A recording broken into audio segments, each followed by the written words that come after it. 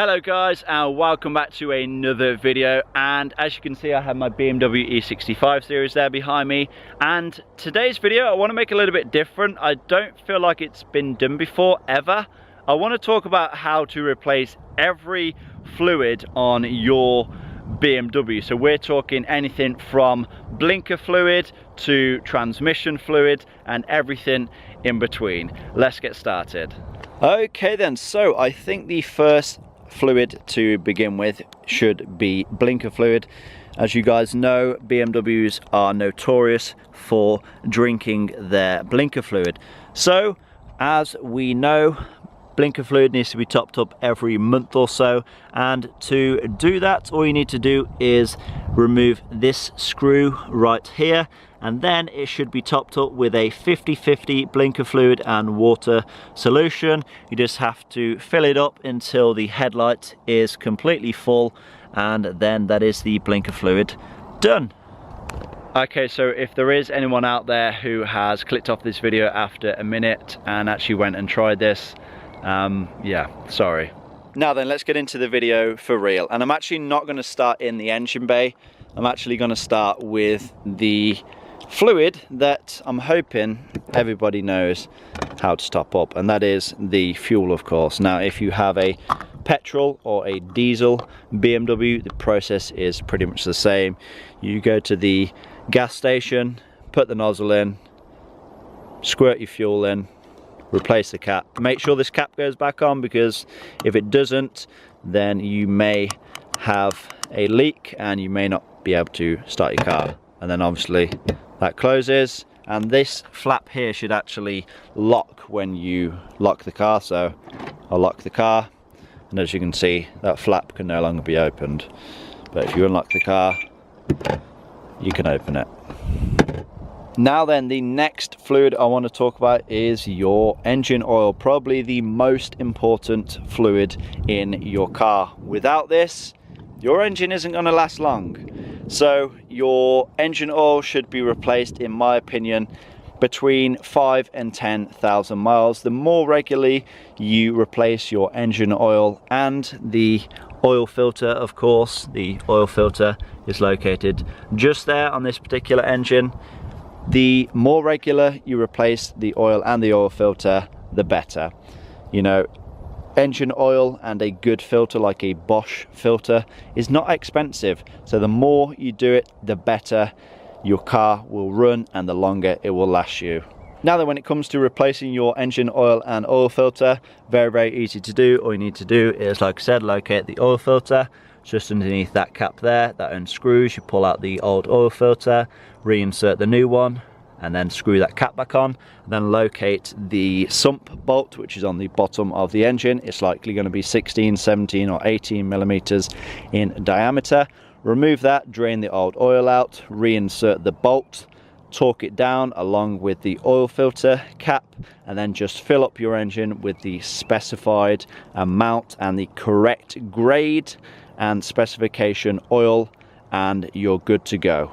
Now then, the next fluid I'm going to talk about is your gearbox or transmission fluid. Now this is going to vary depending on if you have a manual transmission like I have in this car, or an automatic transmission. So if you have a manual transmission, it's going to be a little bit easier to replace. There's just a drain bolt and a fill bolt. You just have to remove the drain bolt, let the fluid drain out, and then refill through the fill bolt, and then just replace both of the bolts, and then you're good to go.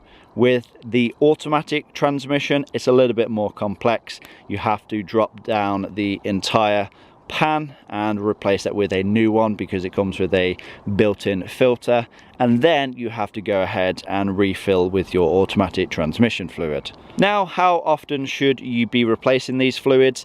In my opinion, you should be changing out the fluid in your manual or automatic transmission every 60 to 80,000 miles. Do not listen to the lifetime fluid that BMW recommend. Just swap it out every 60 to 80,000 miles and it should last you forever.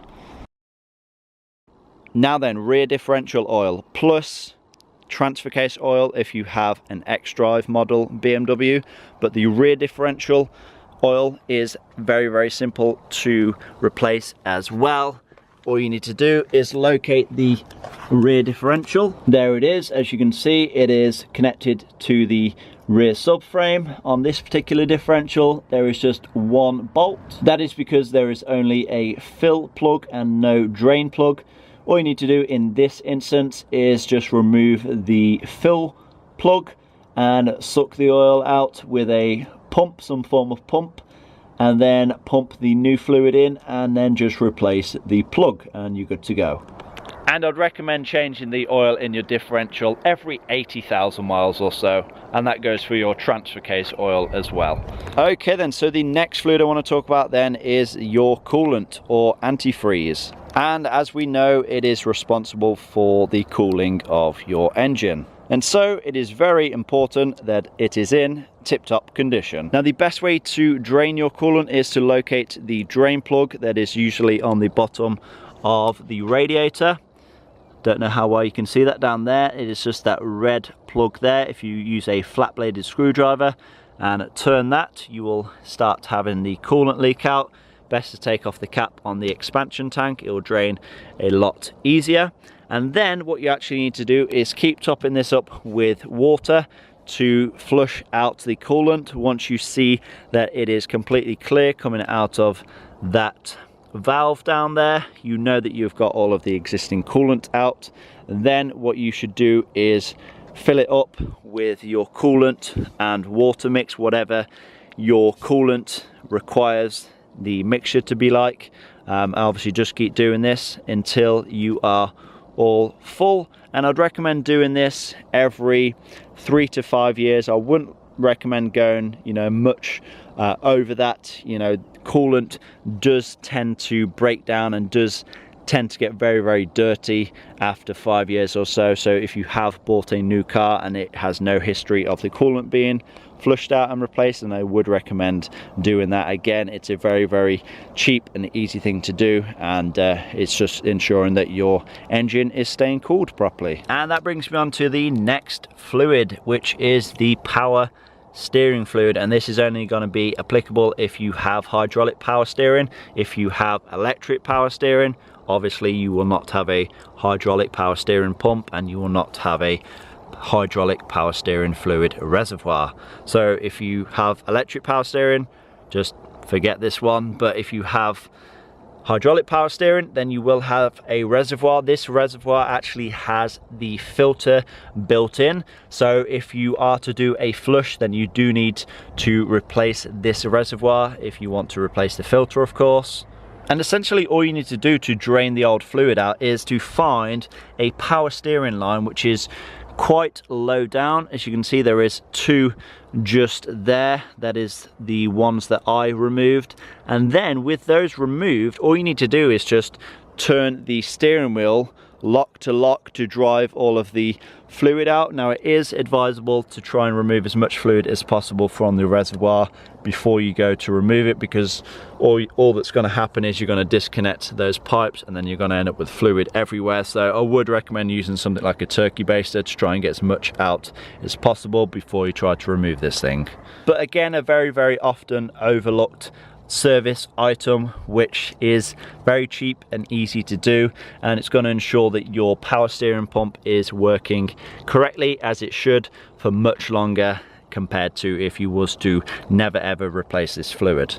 The next fluid then is your brake fluid, and depending on if your car is a right-hand drive or a left-hand drive is going to determine where the reservoir is. So because this is a right-hand drive and the brake master cylinder is located just underneath this cabin air filter box, that's also where the reservoir is as well. So all you need to do is remove all of this cowling, all this plastic, and then you have access to it. And then you actually have to bleed the fluid at each individual caliper, starting at the furthest away and then working your way back until you get to the closest. And once all 4 calipers are done, you then just need to fill up your reservoir with some fresh fluid. Now also bear in mind that the reservoir for the brake fluid is also the reservoir for the clutch fluid as well. There is no individual clutch fluid reservoir, at least not on this particular car, at least not on the BMW E60. So if you are bleeding your clutch on the transmission, then you also do need to top up the brake fluid reservoir. And of course, the last and final fluid is the windshield washer fluid, which is topped up just in here. This goes down to a bottle, and then it sends it to the jets on the bonnet, and that sprays it on the windshield. And this particular car also has jets for the headlights as well, which I'm actually going to show you operating right now. And to get these to work, all you need to do is have the headlights in the on position or in the auto position, but the lights themselves, the headlights, do need to be on. And then when you go to spray the windshield, obviously you just hold that down towards you, it'll spray the windshield, but as long as the lights are on, the headlights will spray as well at the same time. Okay then guys, so I'm going to wrap this video up. This has been how to replace every fluid on your BMW. I really hope I haven't forgot anything, because if I have, then that would kind of make me look a little bit silly. But if I have, do let me know down in the comments below. I hope you have enjoyed this video. I hope you've learned something. Please give it a like, leave a comment down below, subscribe if you have not already done so, and I will see you all in that next one. Peace!